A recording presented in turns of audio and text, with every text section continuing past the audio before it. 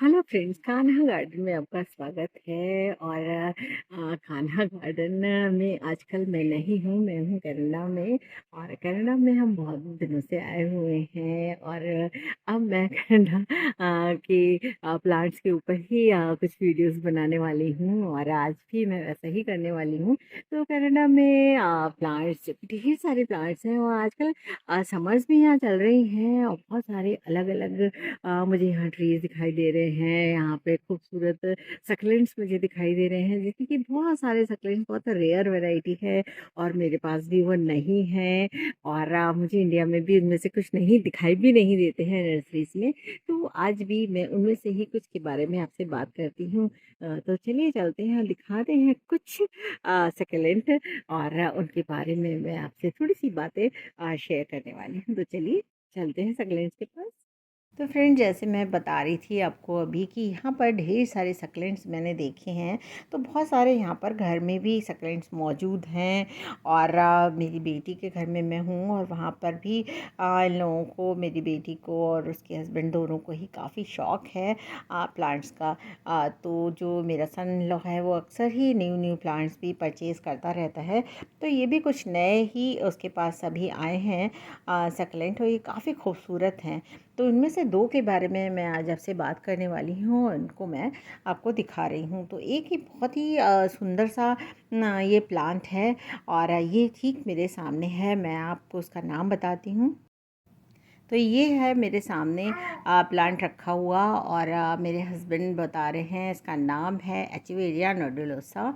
और ये बहुत ही खूबसूरत देखने में सक्लेंट है। और ये मुझे बहुत ही सुंदर दिखाई दिया जब उसने परचेज़ किया, मेरे सन-इन-लॉ ने। ये तो मुझे उस समय ही एक सबसे अलग हटकर सक्लेंट लगा, और बहुत ही देखने में सुंदर है। शायद मैं आपको इसकी सुंदरता उतनी दिखा नहीं पा रही हूँ, क्योंकि ये सामने से देखने में बहुत ही सुंदर दिखाई दे रहा है।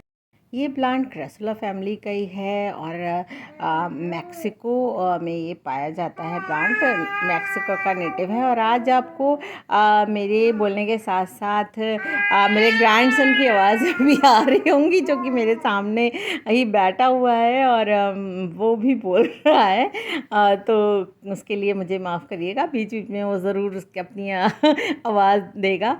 तो खैर, हम लोग इस प्लांट की बात कर रहे हैं, जो कि देखने में बहुत सुंदर है, और क्रेसुला फैमिली का ये फ्लावरिंग प्लांट है, और इसमें फ्लावर्स भी आते हैं। तो खैर, इस समय तो इसमें फ्लावर्स नहीं है, पर ये स्टॉक आई हुई है, तो इसमें शायद फ्लावर रहा होगा।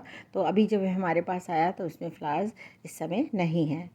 ये प्लांट डिज़ीज़ फ्री प्लांट ही है, और नॉर्मली इसमें कोई इसमें इंसेक्ट्स वगैरह नहीं देखे गए हैं, पर मिली बग्स कभी कभी इसमें लग जाते हैं। तो मैं कनाडा में हूँ, और ये सारे ही प्लांट्स ज़्यादातर इंडोर ही रखे जाते हैं, क्योंकि यहाँ ज़्यादातर टाइम पे बर्फ़ रहती है, बाहर बहुत ठंडा मौसम होता है।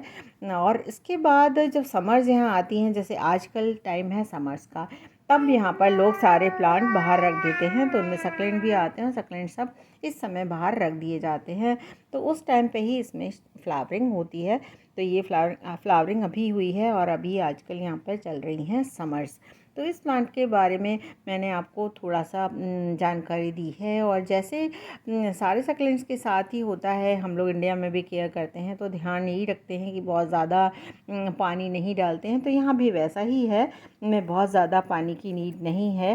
को ऊपर से पानी नहीं दिया जाता है। ज़्यादातर पॉट्स के नीचे लोग ट्रे लगा लेते हैं, और ट्रे में ही पानी डालते हैं, और से ही ये पानी लेते रहते हैं। तो ज़्यादातर प्लांट जब इनको इंडोर रखा जाता है, तो इनको लाइट्स के सहारे ही ग्रो कराया जाता है। इंडोर लाइट्स लगाई जाती हैं, और उनमें ही इनको ग्रो कराया जाता है। मेरे सामने एक और ये प्लांट है, सक्लेंट है, जो कि कलांचू थ्राइसिफ्लोरा जिसका नाम है, और एक ये जेड की ही एक वैरायटी है।